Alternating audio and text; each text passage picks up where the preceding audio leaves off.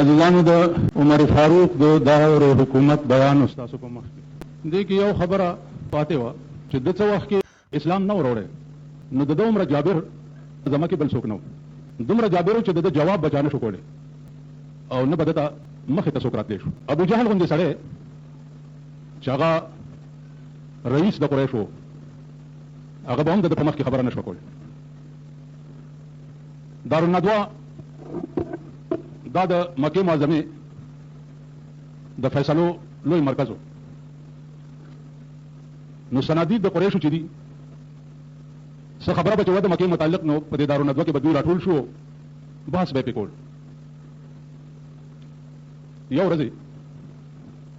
دا اوس هغه ورځې دي چې رسول الله صلی الله علیه وسلم دعوه د نبوت کړې وه او ترو آوټ اهل مکه چې دي دا ټول خلاف یو ابو بکر صدیق و چې هغه د نبوت په لومبۍ ورځ باندې ایمان راوړی و نور تمام اهل مکه چې دي هغه خلاف په دارالندوه کې میټینګ ونو ابو جهل راپاڅېدو او حضرت عمر ته طعنه ورکړه چې ته ځان ته لوی سړی وې او تا هغه سړی چې ټول اهل مکه ته نه یېرېږي ته د یو محمد عربي علاج نشي کولی چې زمونږ د پلار او د نیکونو ټول دین چې دی هغه یې تباه او برباد کو او زمونږ خدایانو ته دروغجن وایي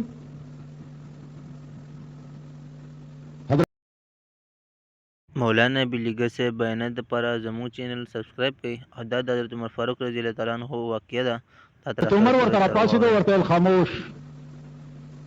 توره یې راونیسته او ابو بکر ته وی ابو جهل ته وی چې زما دې په لات او منات باندې قسم وي لات او منات په هغه وخت کې د اهل مکه او لوی خدایان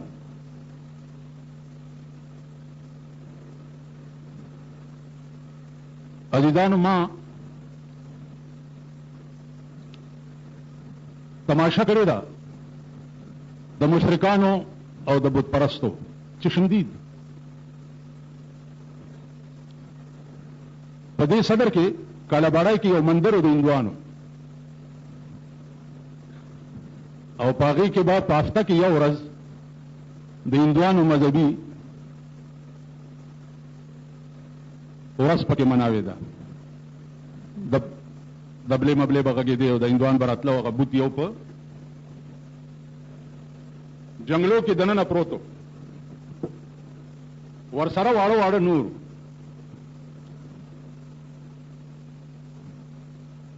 نو زه بجلیګر کې وما زه به م ورغلمه نو دا کالاباړی هندوانو زه پېژندمه بیا به هغې داسې چل کړی و چې په کومو اوبو به هندوانو له غسل ورکړی و نو هر یو هندو به چې مندر ته ننوتو نو داسې لاس کې به اوبه وله واچولې ګوټو هغه راوسکلې او بیا به دننه لاړ نو زه به چې پې ورغلمه نو ما له به هم دا کار کول پکار نو ما به چې هغه اوبه داسې واغستې نو داسې چل به مې وکوسکلې خو مې نه نو دننه به مې د هغې تماشا وکړه او دوی به راتله نو یو هندو نه ما پوښتنه وکړه چې دا واړه واړه ورسره څوک دي نو ما ته وایي چې اے وډا جڑے اے وډا خداوے اے نال نکے نکے جڑے بیٹھن اے نکے نکے خداون ماری دا کیا مطلب ہے ویل ساڑا جد نکا کم پیش ہوندے تاسی نکے خدا نو کہنے تے وڈا کم پیش ہوندے تے پھر وڈے خدا نو کہنے دا تماشا ما د سکانو د گوردوارے تماشا ما کړی دا په دې آسیا مالک کې مونږ اوسېدو او د جوګنشاه کې د جوګا سنګ ګوردواره وه او د اتوار په ورځ به دا سیکان ورته راتله خیر هغه ما لیدلي د انګریزانو د ګلجي تماشا ما کړې ده د هغې د پادري تقریرونه ما اورېدلي دي هر اتوار به زه چراټ کې به پاتې کېدم نو د ګلجې سره جخت زمونږ ځای و نو د اتوار په ورځ به لاړم نو دا پادري تقریر به مې اورېدو د هغې تقریر نور څه نه و دا به و چې دا مه کوئ دا مه کوه دا مه کوئ آخر کې به ویل چې عیسی مسیح خدا کا بیٹا ہے عیسی علیہ السلام چې دی دا د خدای زوی دی په دې به تقریر بس کو بیا به چې څه وخت هغه تقریر بس کو نو ما هغه پادري سره داسې اشنایي جوړه کړې وه نو بیا به د هغه کمره کې کېناستو چای مای به م څښلي نو بیا به ما ورسره باس کول ما ته یو ورځ وایي چې ته هره خبره کې ما د لکۍ نه رانیسې شیخ سعدي څوک و مال زمونږ په مذهبي دنیا کې د شیخ سعدي نه لوی سړی نه دی تېر شوی وی که زه د شیخ سعدي خبره تا ته غلطه ثابته کړم بیا به ستا ومنم که نه بیا ستا منم ویل څنګه به ومنې مال بیا زه عیسائی کېږم چې شیخ سعدي غلطه ویلي خو بیا زه عیسائی کېږم لکه دا کیسې اوس لاړې رالې اوس صاحبه ټپټپاڼي والا پاتې دي بله ورځ ټپټپاڼي والا تري نواز شریف ویلي ما اسلام راوستو نو دوی دا ټپه ټپه ټپه ټپه ورته میز دې ټپولې او دوی ته دا نه پکار چې ورته ویلی نواز شریف ته چې اول خو دې شکل ته وګوره ستا دا شکل د اسلام راوستو دی نو اوس ماما ټپټپاڼي والا پاتې دي او په اسمبلی کې تاسو وګورئ چې بېنظیري به خبره وکړم نو ټپه ټپه ټپه ټپه ټپه میز به ورته وټپولو ګیرو والا به مو ټپولو خرټیانو به مو ټپولو نو دا اوس ټپټپاڼي پاتې دي هر څه لاړه ایو شعر دے وہ دن ہوا ہوئے کہ پسینہ گلاب تھا وہ دن ہوا ہوئے کہ پسینہ گلاب تھا اب عطر بھی ملو تو محبت کی بو نہیں وہ یغور دلاری کہ خلیب د گلاب غندی بو کولو اس اغا زمانی لرالو کہ عطر مگینو بلبت درنشی هغه ورځ هوا شوې هغه خلق لاړ او شاه ولی الله به زه کوم ځای نه پیدا کوم شاه ولی الله په لاره روان دی دی خو څښه اوبه دي او دی خو نری لار ده دی پې روان دی مخې له سپی مخې له ورته راغو شاه ولی الله ورته وایي سپي ته چې ته د اوبو طرف ته شه چې ده په دې وچه لار تېر شه ولې ویل تا سره زما جامې ګنده نه شي نو سپي ورته ودرېد ویل شاه صاحب خبره واوره اوس تاسو وایي چې سپي څنګه خبرې کولې نو په دې تاسو څه پوهېږئ تاسو هم ټپټپیان یې که نه ورته ویل شاه صاحب خبره واوره زه خو به څښه اوبو ته شم او ته په دې وچه لار تېر شه چې ستا جامې ګنده نه شي او که د تکبر په اوبو ګنده شوې نو زما د په خدای قسمي که ترغې د خدای پرېږدي چې سوی په جهنم کې نه اچوړې سپی ورته وایي شاه صاحب بې اختیاره په څښه اوبو کې ځان وغورځولو او سپي ته ویې چې ته په وچه تېر شه نو دا خلک به مونږ کوم ځای نه پیدا کوو دا به کوم ځای نه راځي نو زما دیدانو ما هغه ته وایي چې زه بیا عیسائی کېږم چې ته ما ته دا ثابته کړې چې زما بزرگان په ناحقه وو ٹھیک ویل ښه شیخ سعدی صاحب ویلی دی په یو شعر کې چې برای راست برو اگر چې دور باشد زنی بیوا مکن اگر چې حور باشد په سمه لار ځه اگر که هغه سمه لار ډېره اوږده وي هم او کونډه ښځه مه کوه که د هورې غوندې ښایسته وي ویل دا شعر شیخ سعدي ویلی دی مالاو ویل ورسره دا حدیث پیغمبر ویلی دی چې د مونځ وخت راشي نو تاخیر به پکې نه کوي او چې کونډې ته میړه میلاو شي نو تاخیر به پکې نه کوي فوراً به ورسره نکاح تړي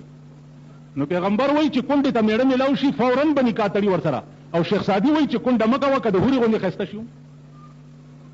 نو د شیخ سعدي خبره د پیغمبر د خبرې خلاف ده که نه ده مال بالکل ده ویل د دې جواب وکړه مال پادري صاحب ته په ګرامر پوهېږي ګرامر په انګریزي کې زمونږ د عربي کې صرف نحوه چې ورته وایي دې ته انګریزي کې ګرامر وایي نو د هرې ژبې صرف نحوه شته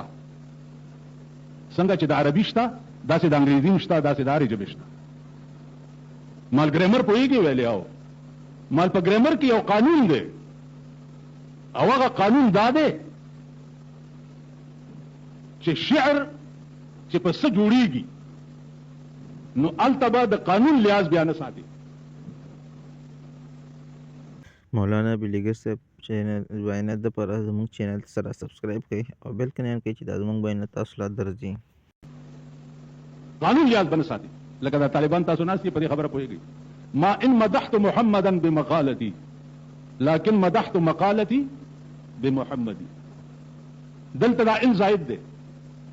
د ضرورت شعري دپاره راغلی دی نو ضرورت شعري دپاره به لفظ زیاتی هم او لفظ به کټکی هم خو د شعر وزن به جوړی ویل نو دا شعر څنګه و اصلي مال اصلي داسې و چې برای راس برو اگر چه دور باشد، زن را بیوام کن اگر چه حور باشد. د دیرې مخکې الف دی.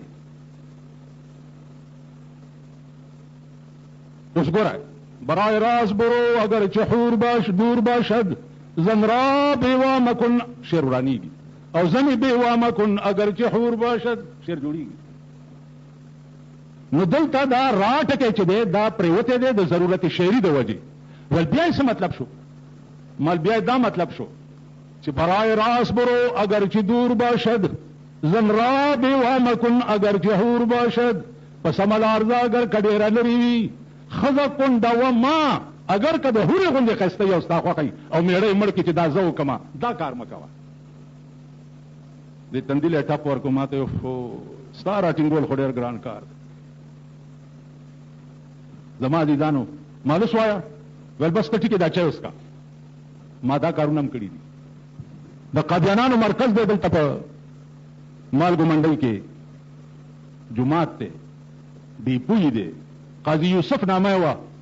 د مردان نه به راتلو دلته به د جنوب نیوز ورکولو. زه ورپسې د جنوب په ورځ لاړم، نوی نوی ملا شوی وم، کېناستم ورسره، شنې چای رالې، هغه مسکلي. قاضي صاحب ته مې ویل څنګه چل دی؟ زما ورسره اشنایي جوړه کړې وه. مال بس یو ټکي راګیر کړی ما، کینې زم ستاسو ملګری کېږم. ویل کوم ټکي راګیر کړی؟ مال کشتی نوح د چا کتاب دی؟ ویل د مرزا صاحب تصنیف دی. مار مرزا غلام احمد په خپله لیکلی دی؟ ویل او په خپله یې لیکلی دی. مال څه شک شبه خو پکې نشته که نه؟ ویل نه. ورته مې راوویستو. مرزا غلام احمد په کشتی نوح کې لیکلي دي چې زه ناست یم او ما ته حیض وشو. د ښځو دا جامې نه کېږي میاشت پس، دا راته وشو. وی خلیفه ته مې ویل چې زما خو حیض راغو. وی راته وی چې څنګه دی، سپین دی که سور دی؟ وی ما ورته چې نه وینه ده سره. وی چې یو ساعت تیر شو نو مرزا صاحب وی چې خلیفه صاحب بس شور مه کوه، اب حیض حمل شو، زما خېټه شوه. وی 10 میاشتې زما خېټه وه. 10 میاشتې پس ما ته داسې دردونه شروع شو لکه د بیبي مریم چې عیسی علیه السلام پیدا کېدو کوم دردونه ورته شروع شوي. نو زه بار لاړم او د یو ونې لاندې کېناستم او زور مې چې وکړو نو زما زوی پیدا شو. نو مال دا اوس چې تاسو ورپسې روان یې دا د مرزا صاحب نه پیدا دی، د ښځې نه دی پیدا، دا ستا کتاب. وی نه په دې ته پوه نه یې. ما بس لنډ بل ټکي جواب راکړه. مرزا صاحب ښځه ده که نر دی؟ ویل نر دی. مال که نر نو نر نه بلاربېږي او نه د نر حیث کېږي، او که ښځه ده نو ښځه پیغمبر کېږي نه. نو مال قاضي صاحب بس ځان مستری کوه، بس رومال مې ترې په ګوره واچولو ترې روان. عزیزانو د دې دین خدمت داسې نه کېږي لکه دا تاسو غوندې چې جومات ته راشئ او ځای به سنبۍ ووینځئ هلته په دغه کې، او یا د طالبانو په ځای کې غلو کوي او مخ لاس کنګال کې او راشئ او ودرېږئ. دین خدمت داسې نه کېږي. د دین خدمت داسې کېږي لکه حضرت عمر ابو جهل ته وایي خاموش، توره یې راوویسته. وی په خدای قسم او په لات او منات قسم چې دا توره به اله په تیکي کې اچوم چې د محمد عربي سر دلته پکې ټومبلې راوړم. ټوله اسمبلي چې وه خاموش کېناسته او په ارام ناست دي چې اوس به دی لاړ شي او د پیغمبر سر به په توره کې راوړي او بس د غم نه به خلاص شو. په لاره روان دی او توره یې لاس کې ده او ډېر په غوسه دی. یو صحابي ورته په لاره میلاو شو. وی اینه یا عمر، چېرته ډېر په غوسه یې؟ وی لرې شه لار پرېږده، تاسو چې پیاشکان یئ د هغه سر به درته اوس په دې توره کې ټومبلې راوړم. صحابي ورته ته وایي ویا عمره ته د محمد سر پرې کولو پسې روان یې؟ زما د په خدای قسم چې محمد کوم کلام پیش کوي هغه کلام ستا کور ته رسېدلی دی، خور دې مسلمانه شوې ده. ویل دا څه وی؟ ویل ورشه د کور تحقیق وکړه او د کور صفایه وکړه. حضرت عمر د لارې نه واپس شو. چې د لارې نه واپس شو چې کور ته راغی دروازه بند ده او دننه نه څه اواز راځي، خور یې لګیا ده دننه قرآن لولي او دا آیات وایي چې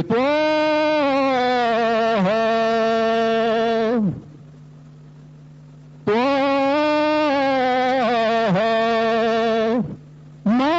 انزلنا عليك القرآن لتشقى. حضرت عمر دروازه وټکوله. دا قرآن چې پسې شي لیکلی و هغه یې زر پټ کړو او راغی ورته دروازه لرې کړه. حضرت عمر ورته وایي چې دا تا څه ویلي زما د راتلو نه مخکې؟ ول ما خو سن دی برانی ولې دا والله توله کو په خطر دی په د پاسه او خیر هغه د خور خاوند دی هغه امرونی و مرګ له والو نو چې پاسه دو ودرې دو داس خور ورته ویل روړه نوره مې موا ورته بس ستړی شو ودا تاویس ورته عمر کتی کني کې ما یو ځل په محمد عربي ایمان راوړی دی والله کمی تن اخلاصه کې حضرت عمر یا داسې ولاړو او یا داسې شو ورته وایي چې خور ستا د محمد په خدای باندې قسم کوم قرآن دی چې زما د راتلو نه مخکې وی لګي بیا ووایه خور نه وینې بیږي ویښته ټول شو کېدلي دي او ورته وایي وروره غوږ کېده ما دا وی چې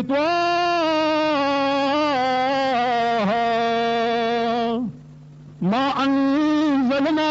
عليك القرآن لتشقى حضرت عمر په جړا شو خور بلا سونی وای چې خور استاد په خدای باندې قسم وي چې دا داسې مزیدار کلام تا ته چا خو دلې د نوم ولا بوزا ورځه روان شو د رسول الله صلی الله علیه وسلم حجره مبارکه ته چورله حضرت عمر ورننه وته ورته وی چې عمر بیا څه جګړه لراله د خدای بنده و یا رسول الله جګړه لنیم راغله دې په پار راغلم چې کوم کلام دې زما خور ته خودلې دې ما ته مخایا خور ته پیغمبر وکړه چې څه ورته خودري بس ما ورته وی چې تو او د حضرت عمر خور چې څو وخت دا قران وی خله چې دغه وخت اسمان نه دی را پریوته چې اسمان نه دی را پریوته وی ما ورته دا وی چې تو ما انزلنا عليك القرآن لتشقى حضرت عمر جاړي او پس مکه لغړيږي سردار کونین ورته وي بملای ورته لاس راخ کو چې عمر جاړه ما بس وای چې لا اله الا الله محمد رسول الله چې کلمه ویله او مسلمان شو امغه تور لاس کړه او دارو ندوی تراغه او هغه ته وی چې راوځي د کعبه خواته د کعبه خواته او ته ټول خوشحال شو چې جوړکاری کړي تور پلاس کې دا ورته وی چې واوره یا اهل مکه څومره خدمت چې ما د کفر کړی دی زما د نن د خدای په ذات قسم وي چې د هغې نه به په کروړها درجې دی نه پس د اسلام خدمت کوم او واوره یا ابو جهل ککړت چاو کو نو اوس به دې سرونه کټاو شي د تمام اهل مکه او کفارو په کورونو کې مړي نه وو جلاګانې جوړې شو چې عمر مسلمان شي اته الله شاه بخاري نه چا تاسو کو چې بیبي عائشه رتبه لوی ده او کده بیبي خدیجه رتبه لوی ده شاه صاحب ورته وی چې خدیجه چې وا ا د محمد بیبي وا او بیبي عائشه چې وا هغه د نبوت بیبي وا خدیجه سره چې د پیغمبر نکاح کېده نو نبوت ورته لا نه ملاو د 25 کالو په عمر کې شوی او بیبي عائشه سره چې په مدینه کې نکاح کېده نو دغه وخت کې پیغمبر ته نبوت ملاو شوی نو د عائشه مولانا بلیګر سے بیانات لپاره زموږ چینل تر سره سبسکرایب کړئ او بیل کې ټون کړئ چې موږ بیانات تاسو ته درځي او ویډیو ته ورکړئ لایک رتبه ځکه زیاته ده چې دا د نبوت بیبي ده بیا ورته وایي چې د حضرت علی رتبه ډیره ده او کله حضرت عمر رتبه ډیره ده شاه صاحب ورته وایي چې حضرت علی مریدو په خپل مسلمان شوی او حضرت عمر مرادو حضرت علی مریدو او حضرت عمر چې دغه مرادو علی په خپل مسلمان شوی او حضرت عمر پیغمبر د خدای نه غوښته خدای ته ویلی چې اللهم ايد الاسلام باحد العمرين خدای عمر مسلمان کا او د اسلام لا مضبوطه کا نو حضرت عمر مرادو پیغمبر غوښته د خدای نه او حضرت علی مریدو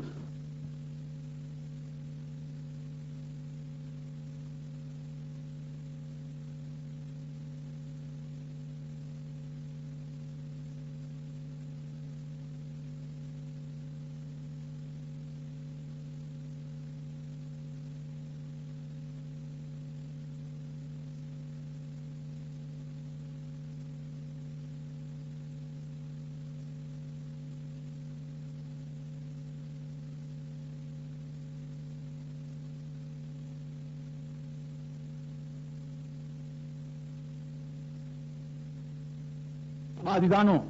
عرض مې دا و چې حضرت عمر د دې قماش سړی و. بیا د اردو یو بزرګ وایي چې دا هغه عمر دی چې چېرته به د اسلام نوم او نشان لیدنو میټاولو به، یا هغه عمر دی بیا چې د اسلام په نشانونو جوړولو مبتلا شو.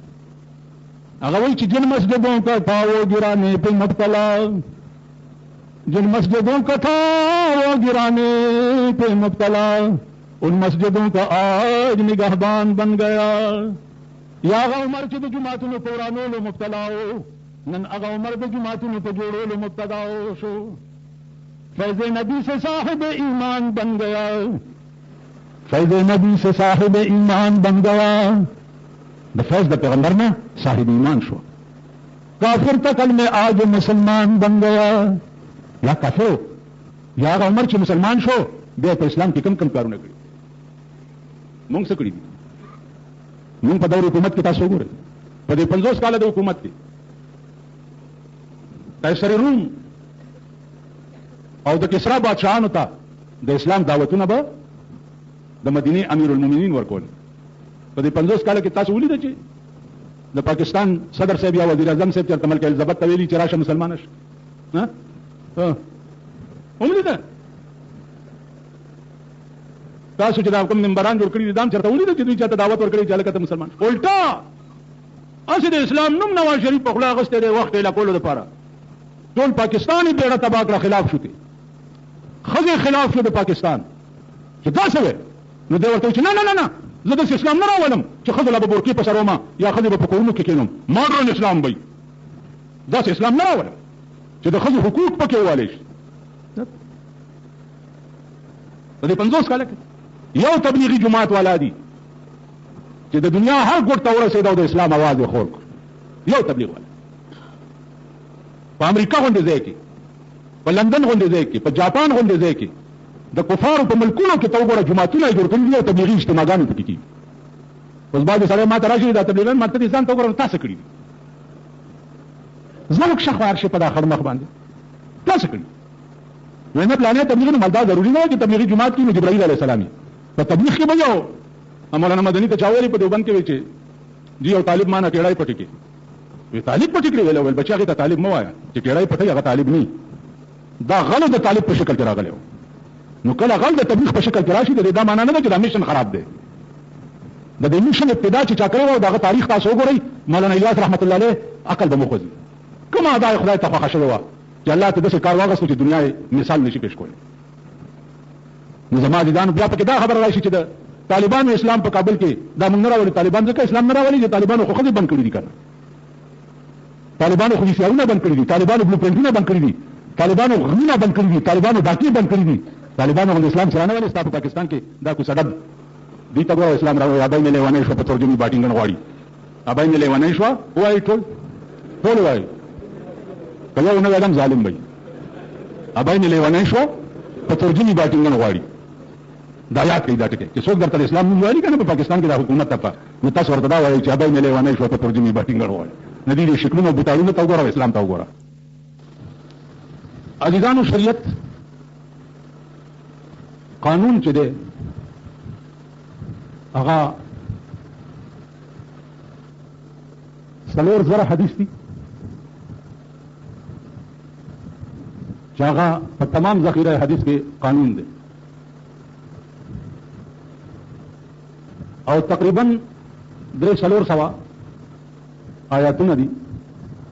چې هغه په قرآن کې قانون دی. دا یو بنیادی خبره درته کومه اسې خوشفهمۍ کې نه مبتلا کېږئ او دین نه ټوکې مه جوړوئ. آسماني قهر او غضب به در باندې نازل شي، ټول ملک به تباه او برباد شي.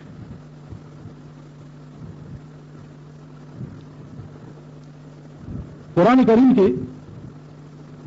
کوم احکامات چې دي هغه صریح آیاتونه دي. الله فرمایي چې السارق والسارقة فاقطعوا أيديهما. د غل سړي او د غلې ښځې نه لاس پرې کړي.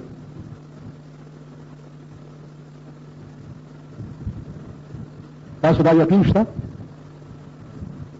چې په پاکستان کې به دا حکمران طبقه چې ده دا قانون راولي چې د غل سړي او د غلې ښځې نه بلاس پرې دا یقین شته. قرآن کریم کې دي چې الزانیة والزانی فاجلدوا كل واحد منهما 100 جلدة. زناکار سړی او زناکاره ښځه چې واده نه شوی او زنا یې نه کړي نو 100 دورې ووهئ.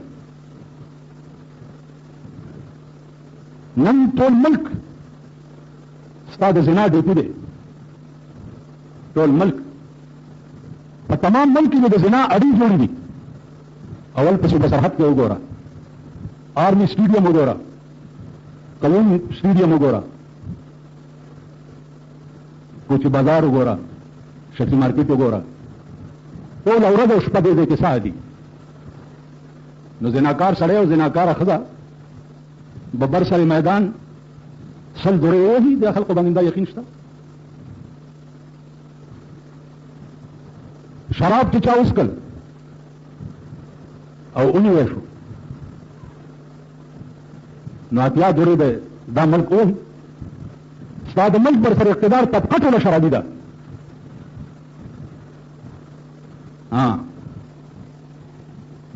یو کار دی چې په جرم کې ونیوی شي، پیسې پکې استعمال شي، په پیسو مجرم خلاص شي. هغې دپاره به څه صورت جوړی؟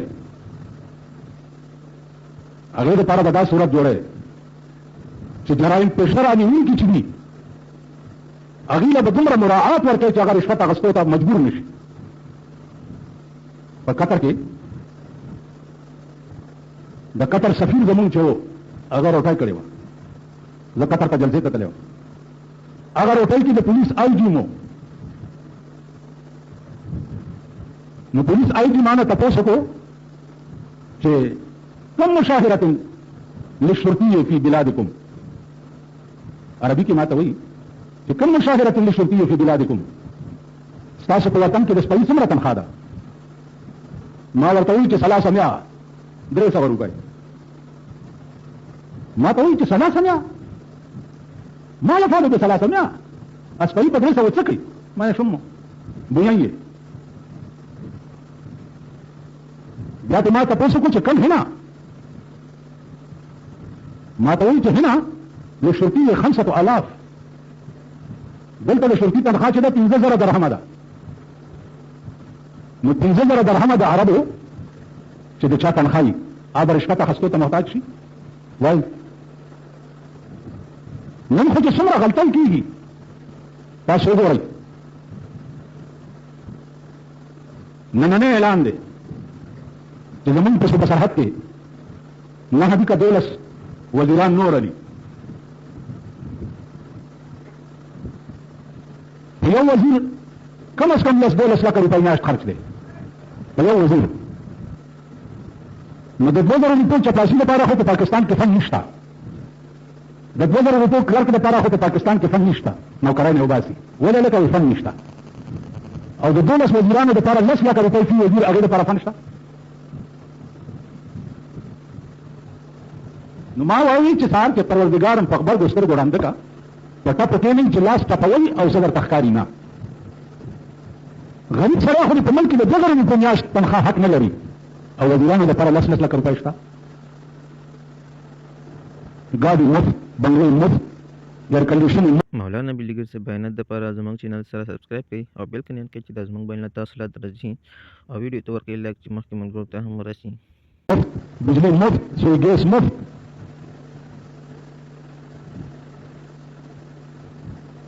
دا شریعت دی. اعلان د دې شریعت کړی دی. ملیانو بیا مبارکۍ واغستې. مبارک شه مبارک شه مبارک شه مبارک. مال په ارام کښېنم دغه مړي بګلمبوئ او د مړو په سنبۍ کې به ګوته وهئ. خدای راستي که تاسو څوک قاضیان کړي. تاسو مبارک شه مبارک شه شروع کړه چې قاضي شم او شریعت نافذ شو. که ته قاضي شي که نه ستا به څه علي ستا به دا علي. یو سړی و بجلیګر ملا سره کیس و. ځان ځکه یادوم چې دا غریبان خفه نه شي. केस सुनो यौ सड़ी वाला पटके रावड़ो چې دا ډېر خپټ کې دی دا پسر کړی هغه پسر کو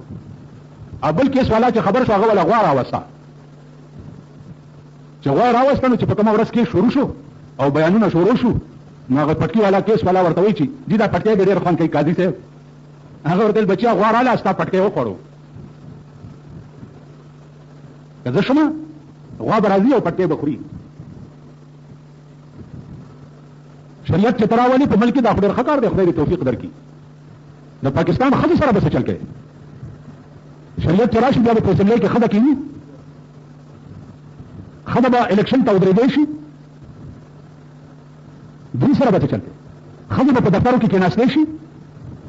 خدای به د ټلیفون اپریټر جوړېدی شي خدای به په بینکونو کې کېناستلی شي په اول جهازونو کې به خدای ایر هوسټسې جوړېدی شي بیا خدای دپاره خو د قرآن آرډر دی شریعت چې راولي خو د قرآن قانون به یې که نه نو قرآن د خدای متعلق ویلي چې قرنا فی بیوتکن خدای دې په کور کې کینی خبردار چې بار نه دي دوی سره به څه چل کوي بیا د پاکستان صدر صاحب چې واده ته لاړ شي ناوې به ولا څوک راوباسي چې په سر ورته لاس کېږي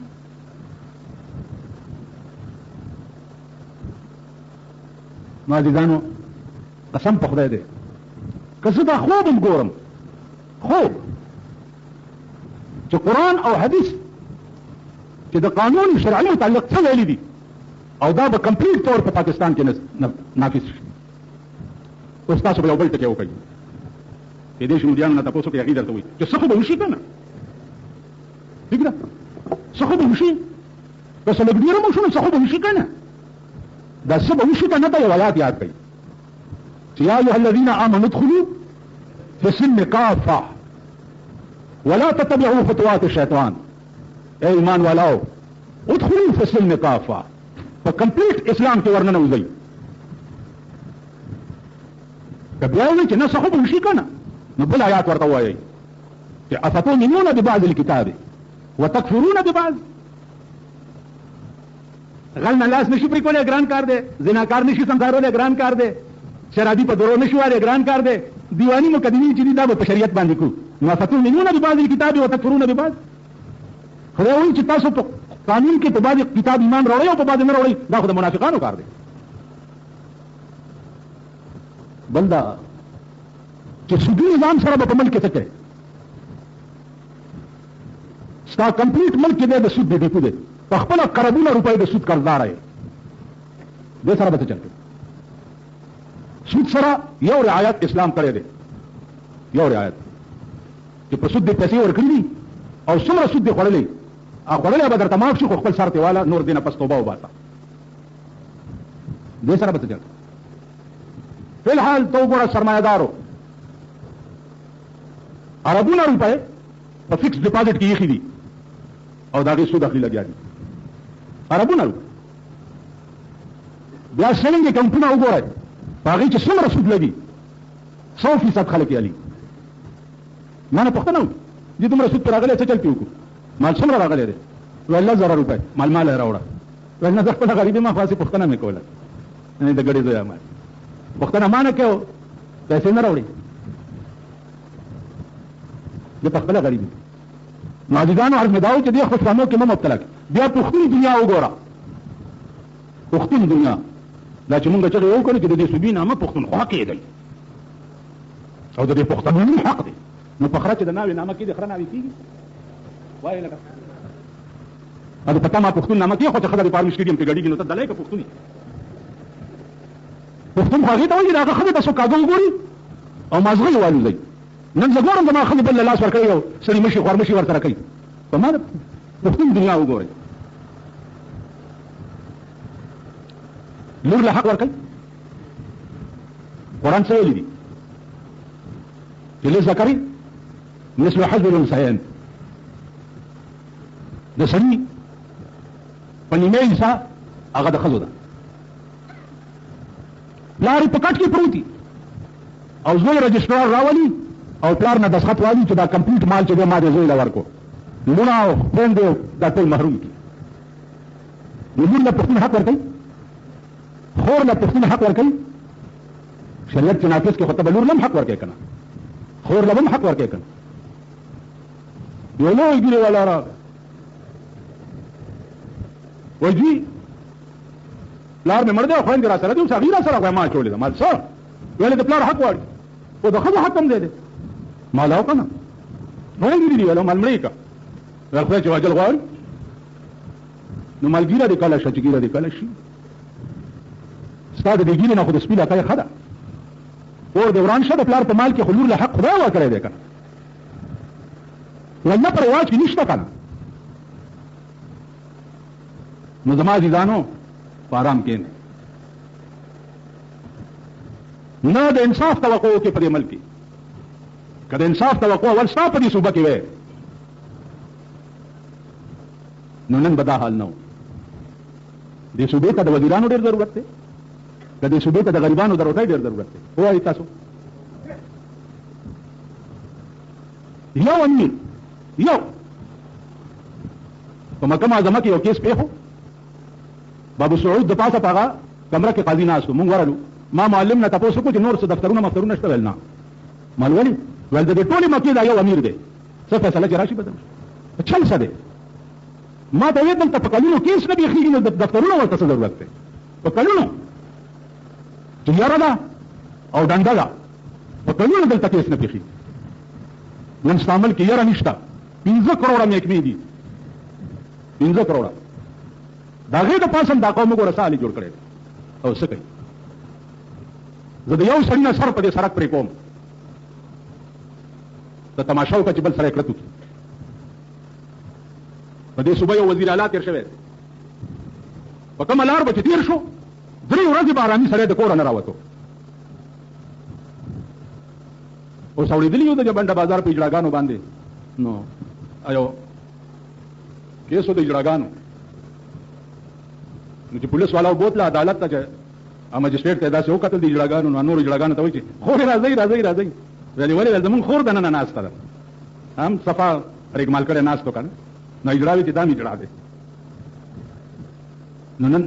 ستا ټول ملک په دې بلا اورېدلی هسې دا خبرې مې دې پورې وکړې چې بچا په خوشفهمۍ کې مه مبتلا کېږي دا ټول فراډ او دوکه ده اسلام به انا په ملک کې راځي چې اولې سړی په خپل ځان حاوي کړي اول ګوره حضرت عمر به زناکار سنګسارول ګول به کړ چې په خپل کور رااله او یو ښځه راغله او شکایت یې وکړو حضرت عمر ته یې ماشوم غېږ کې نیولی و ویل ته امیر المؤمنین ستا زوی ما سره زنا کړې ده او دا د هغې نه پیدا دی ویلې ښه د زه بیبي ته بس کور ته راغلو زوی د سر نه ونیو چې د سر نه یې ونیو بهر یې راویسته او جلات ته یې وویل چې اعلان وکړه چې ټول قوم راشي ټول قوم راغی په جرګه کې دا ستا زوی قرآن ډېر ښه وایي ویل نه جلادانو ته یې وویل چې که تاسو سخت ګزار هم ورکړو زما دې زوی ته نو په قیامت کې به تاسو خدای له جواب ورکوئ لګوئ کوي پلار یې ولاړ دی امیر المؤمنین او زوی دورې وال شروع شو چې اتیا دورې ولګېدو ویلې بابا اوبه تږی شوم ویلې بچیه ما د حد د اجرا په وخت کې چا له اوبه نه دي ورکړي تعلم نه درکوم چې سلمه دوره ولګېدو را پرېوته او سات یې ووته خپل زوی